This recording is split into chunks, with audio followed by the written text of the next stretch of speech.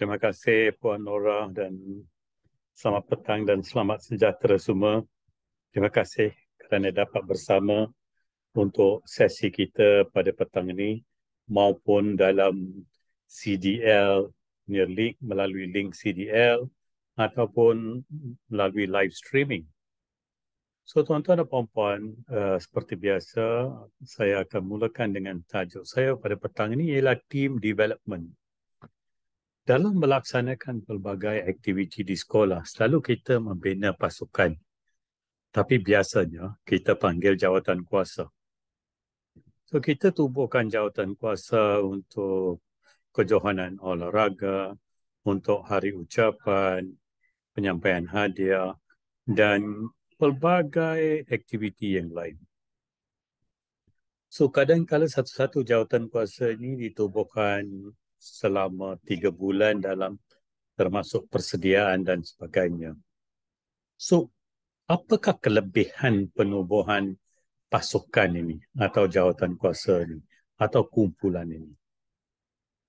Kalau kita kaji tentang penubuhan satu kumpulan atau penubuhan satu jawatan kuasa atau team development, hari ini saya akan kongsikan apa yang diutarakan oleh Dr. Bruce Tuckman tentang the stages of development of a team. Dan bila saya kaji, saya telah dalam sepanjang kerjaya saya terlibat dengan banyak pasukan. Ada yang kumpulan itu paling lama ialah satu projek semasa saya buat persidangan Commonwealth Menteri-Menteri Pendidikan, di mana jawatan kuasa itu ditubuhkan hampir untuk 1.5 tahun sehingga ke persidangan tersebut. So for 1.5 years kita ada jawatan kuasa itu. Dan ada ahli yang 90%-nya ahlinya adalah tetap. Walaupun kita panggil jawatan kuasa, kumpulan itu, pasukan itu setiap kali mesyuarat muka yang sama yang akan hadir. So mereka menjadi satu kumpulan yang besar yang kami kekalkan untuk 1.5 tahun dalam nak melaksanakan. Selain daripada itu, ada juga banyak pengalaman yang lain di mana kita tubuhkan jawatan kuasa selama 2 bulan, 3 bulan dan sebagainya. So tuan-tuan dan puan, dinamika kumpulan ini sangat penting. Dalam membentuk sebuah pasukan, kita bila sudah ada pasukan itu, kita sudah mengenal pasti orang, kita sudah pastinya akan ada team building. Daripada team building, kita mewujudkan teamwork. From team development melibatkan team building dan teamwork. So Dr. Bruce Tuckman ni dia mengutarakan satu kaedah the stages of team development ini seperti yang anda lihat dipaparkan pada slide yang pertama ini. Iaitu bermula dengan forming, storming, norming, performing dan akhirnya adjourning. Forming, storming, norming, performing and adjourning. Saya akan terangkan satu-satu peringkat ini. Can we go to the next slide please? So, apakah dalam pembangunan pasukan ni di peringkat forming stage ini, sebelum tu setiap orang secara individu. Kalau anda lihat dalam kotak kecil ada gambar, maka people come together to form a group atau to form satu jawatan kuasa, membina satu jawatan kuasa. Seterusnya ke peringkat storming, peringkat konflik, saya akan terangkan dalam slide yang berikutnya. Kenapa itu dipanggil peringkat konflik. Dan seterusnya norming stage itu dalam bahasa Melayu kita panggil kejelikan atau peringkat kita membina dan sudah ada satu persefahaman. Kita sudah boleh ikut norma kumpulan itu. Kumpulan yang kita telah wujudkan. Dan kadang-kadang kalau di sekolah, katakan satu panitia itu sebagai satu kumpulan ni pun, memang sesuai juga. So bagaimana kita nak bina ni? Bila setiap tahun bermula, walaupun kita dah sebagai satu kumpulan sebelum tahun yang sebelum itu, tapi kita sudah mungkin ada seorang dua ahli baru. So bagaimana kita nak daripada penubuhan ini atau masuk ke peringkat terus uh, ahli yang baru tu, bagaimana kita nak uh, supaya dia menjadi ahli yang mempunyai hala tuju yang sama dengan kumpulan. So daripada bila kita sudah ada norma kumpulan, norming stage, maka kita ke performing stage di mana kita akan laksanakan. Kita nampak hala tuju, kita menyokong satu sama lain. Bila telah dilaksanakan, kita telah percaya, kita masuk ke adjourning stage. Maka kita bersurailah jawatan kuasa itu pun dibubarkan atau kumpulan itu dibubarkan atau kita menangguhkan sehingga projek itu kita wujudkan semula pada tahun yang berikutnya. Next slide, please. So, apakah intipati di setiap satu peringkat ini? Dalam forming atau penubuhan, individu-individu berkumpul dalam satu kumpulan itu. Kalaulah kita ada satu event di sekolah, kita akan melibatkan mereka yang daripada guru yang mengajar PJ, guru yang mengajar seni, dan setiap orang mengetuai satu-satu aspek dalam melaksanakan tugasan itu. So, we bring the members together as a team. Tapi bila kita bawa ahli bersama ni, kita nak cepat masuk ke peringkat kedua. Supaya kerana kita nak mulakan, kita nak jalin persefahaman. So di peringkat ini mungkin ada orang yang mempunyai peringkat konflik atau storming ini. Mereka dapati bahawa mungkin ada percanggahan fikiran dan sebagainya. Di sini pemimpin memainkan peranan dan ahli dalam kumpulan memainkan peranan. Kena ada persefahaman. Kerana kalau kita nak bergerak ke peringkat ketiga, iaitu peringkat kejelikan, we must agree to disagree, right? Kita kena ada satu persefahaman. So, cari persefahaman itu. Lebih cepat kita boleh selesaikan peringkat storming ini atau peringkat konflik ini, maka kita bergerak ke peringkat kejelikan, di mana kita sudah ada satu norm tentang kumpulan kita. Kita sudah ada kerjasama. Kita mula berfungsi sebagai satu pasukan. Dan bila kita sudah ada kejelikan itu, kita sudah ada persefahaman itu, kita ada kerjasama itu, kita mula memahami personality dalam kumpulan itu, kita menyokong di antara satu sama lain. Dan kita masuk ke peringkat pelaksanaan, iaitu performing. Ini adalah yang paling penting kerana di sinilah kita melaksanakan apa tugasan yang diberi. Kalau tugasan adalah untuk merancang sukan olahraga di sekolah kita, maka itulah segala persediaan itu mesti lengkap. And we perform to the best high. Kita dah jadi high performance team. Quality itu merupakan nombor satu. Bukan setakat hanya nak melaksanakan tugas. We need a high performing team. Dan kemudiannya, bila dah habis tugasan tersebut, kita meraihkan kejayaan kita, kita mungkin adakan postmortem, kita menghargai satu sama lain dan kita menangguhkan kalau jawatan kuasa itu adalah event setiap tahun, kita tunggu sampai pasukan baru ditubuhkan untuk tahun seterusnya. Right? Atau kita bersurai begitu deh. Kalau itu adalah satu one-off event yang tak akan dilaksanakan sekali lagi. Tapi banyak kita pelajari bila kita melalui peringkat-peringkat ini. Kalau saya lihat diri saya sendiri, walaupun pada masa itu saya tak ada ilmu tentang perkara ini, tapi saya tahu bahawa dalam melaksanakan beberapa projek, semasa bertugas di bahagian sukan, di bahagian dasar dan hubungan antarabangsa di kementerian, di IAB dan sebagainya, di setiap tempat ya, di mana saya bertugas, saya tahu saya dalam menjalankan atau menjayakan satu-satu tugasan ini sememangnya melalui peringkat-peringkat ini. Ya. Kita rasa hanya pentingnya sampai performing, tidak. Mesti ada penutupnya, mesti ada closure-nya. So adjourning itu penting.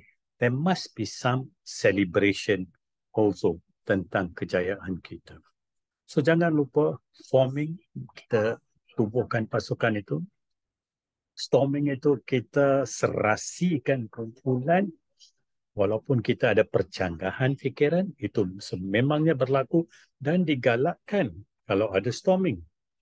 Kita tak nak pak turut cuma. Kalau kita semua pak turut, maka sesuatu yang tak betul, sesuatu yang bahaya pun akan melepasi, akan dilaksanakan. So dalam satu kumpulan itu, jangan kita cuba nak mengawal fikiran orang lain. Biar individu itu meluahkan buah fikirannya.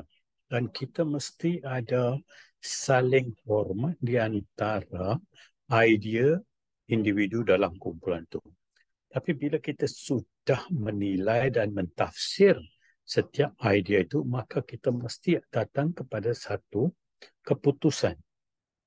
Dan bila kita sudah ada keputusan itu, kita masuk. Kita sudah ada satu persefahaman, kita masuk ke norming. Bila kita sudah memahami di antara satu sama lain, kita masuk ke peringkat performing. Kita melaksanakan tugas itu dengan baik. Di peringkat ini, jangan kita tidak mengikuti lunas-lunas atau prosedur yang kita tetapkan. Bagaimana kumpulan itu akan berfungsi? Apa tata caranya kumpulan itu akan berfungsi? Mesti ada prosedurnya. Kalau tidak, dia jadi macam satu laser fair. Apa pun boleh dilaksanakan. It cannot be that way.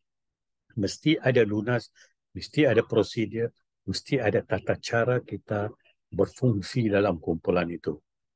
Right? Kalau kita tidak, then kita apa yang diutarakan oleh pakar dalam bidang pengurusan, dia kata akan berlaku proses loss. Atau proses loss ini akan membawa ke social loafing. Kami banyak masa habis santai je begitu, tapi tidak kepada perkara yang hendak diselesaikan, yang nak dilaksanakan. Tidak memberi semangat brainstorming, tetapi kadang-kadang buat sibuk je. So kita tak mau. Bila jadi ahli dalam kumpulan, kita mempunyai semangat kerja yang sama, kualiti kerja yang sama, kuantiti kerja yang sama. Dan kita juga tidak mau group think. Dalam 3-4 bulan yang lepas, saya ada buat tajuk group think. Artinya dalam mesyuarat, apa yang dikatakan oleh pengerusi atau pemimpin kumpulan itu kita setuju saja. Tak sepatutnya berlaku begitu. Kalau kita rasa bertanggungjawab nak meluahkan satu, kita jangan rasa takut.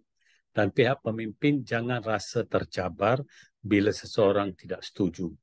Kita mesti dengar, saya selalu sebut, the magic of listening and being listened to. The magic of listening and being listened to. Kita pun dengar pada orang dan orang pun dengar pada kita. Right? Jangan marah dalam mesyuarat, maka kita akan menjadikan you do not intimidate people to silence. Bila kita marah-marah atau kita shut out, so orang senyaplah dalam mesyuarat, tak nak cakap apa. Dia kata apa? Kalau cakap pun nanti dimarah ke atau just brush aside. Tak boleh. Dalam kepimpinan, we must listen. So remember the magic of listening and being listened to. Okay, next please.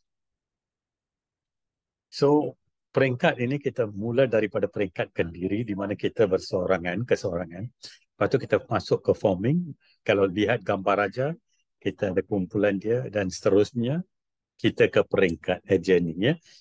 kita kembali berfungsi sebagai kendiri. Tapi di antara peringkat forming hingga ke performing, kita saling bergantung antara satu sama lain. So, kejelikan itu sangat penting. Kerjasama itu sangat penting dalam menjayakan sesuatu program atau projek. So, kalau anda lihat kotak di bawah, setiap peringkat ini ada satu perkataan yang penting. Bila forming, ialah kesedaran. Bila storming, macam mana nak meleraikan konflik supaya kita mempunyai satu pandangan yang boleh diterima oleh semua untuk menggerak ke arah norming, iaitu cooperation, kerjasama atau kejelikan. Dan seterusnya, performing, kita jangan lupa productivity. Dan adjourning, kita berpisah, kita bersurai. Tapi projek kita sudah komplit. Bermula daripada kita nak bawa masuk individu, inclusion, dalam kumpulan kerja kita untuk apa-apa projek di peringkat sekolah ke PPD ke JPN atau di peringkat kementerian. So it's di peringkat storming, we need to control bahawa nak bina ke arah kejelikan, cohesion, dan kita perform dengan identiti satu pasukan sehingga kita menyelesaikan tugasan kita dan kita bersurai atau kita bergerak ke projek yang berikutnya. Next slide please. So kalau kita nak lihat graf itu di peringkat penubuhan, nak mudah nak memahami peringkat team building ini atau penubuhan pasukan. Forming itu coming together, storming menghadapi konflik, kalau norming how to make it work, understanding it, dan kalau peringkat pelaksanaan working effectively and efficiently. Dua perkataan yang sangat mahal dalam menjayakan satu program. Dan akhir sekali disbanding the team. Kita bersurai daripada kumpulan itu. So inilah graf dia. Right? So team effectiveness secara horizontal dan melalui jangka masa iaitu vertical tadi team effectiveness dan horizontal ni masa, sepanjang masa kita ke arah satu projek dan sebagainya. Next slide please. So tuan-tuan dan puan-puan, kalau ada pemimpin, team is dependent on the leader. Pemimpin mesti buat keputusan yang bijak. Dia menjadi orang tengah di peringkat storming. Di peringkat norming, dia menjadi pemudah cara. Dan di peringkat performing, dia memastikan ada pembahagian tugas dan ada distributed leadership. Dan di peringkat penutup dia atau adjournment atau penangguhan, dia memastikan ada penutup kepada projek yang dilaksanakan. So remember, the leader's goal is to make the team self-reliant. Itu setiap orang itu penting dan mereka mempunyai tanggungjawab sendiri. Okay. So itu saja, kita masuk ke slide yang terakhir.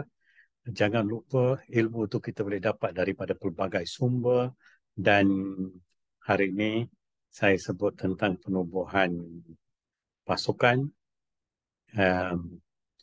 di sekolah atau di PPD dan JPN ini sentiasa berlaku lebih kohesif atau ada kejelikan di antara kumpulan. Saya sentiasa percaya daripada pengalaman saya, kita akan berjaya kalau kita boleh bina kejelikan itu, kerjasama itu. Kita menyokong di antara satu sama lain agar satu-satu usaha yang kita nak laksanakan itu berjaya. So, tuan-tuan dan puan-puan, jangan lupa ilmu itu boleh datang daripada pelbagai sumber, dan if a child can't learn the way we teach, maybe we should teach the way they learn. So, itu saja daripada saya untuk hari ini. Sekian. Terima kasih.